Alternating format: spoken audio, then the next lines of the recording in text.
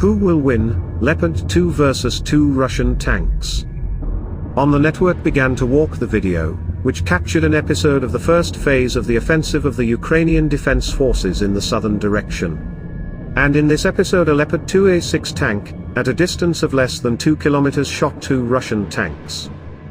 The video is quite remarkable, as it captures a very rare phenomenon in our time, a tank battle.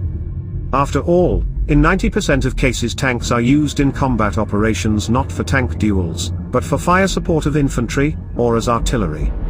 Did it surprise or shock anyone? As we can see, Leopard 2A6 beats 2 Russian tanks, of undetermined modification, but most likely T-72 or T-80. 1.5 kilometers and a high accuracy of hit, what is called, exactly on target. This only confirms the fact that in a real tank duel, Soviet-read Russian tanks, have no chance against Leopard 2 at long ranges. Leopard 2 sees better than the enemy, its fire control system and cannon are more reliable, and accurate. And that's what we saw in the video. 2 Russian tanks were helpless against 1 Leopard 2A6, because without proper zeroing at such distances, Russian tanks have an extremely low likelihood of hitting their target accurately.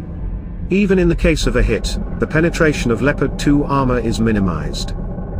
Therefore, after the first hit on the Russian tank, the pair decides to flee, which is quite reasonable.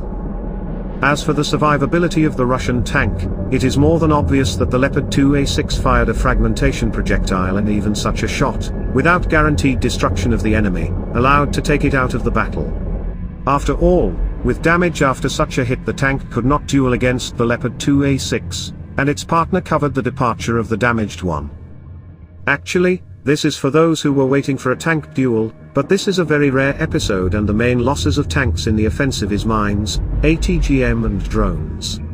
Especially the first and the last. The situation with tank battles could change with the AFU moving south. The terrain there is as flat as a table, there are few forest belts, which means that the possible range of direct fire increases, which will certainly play into the hands of the Leopards. But there is a small nuance, in the sky. Drones rule now, they don't care about outdated military doctrines.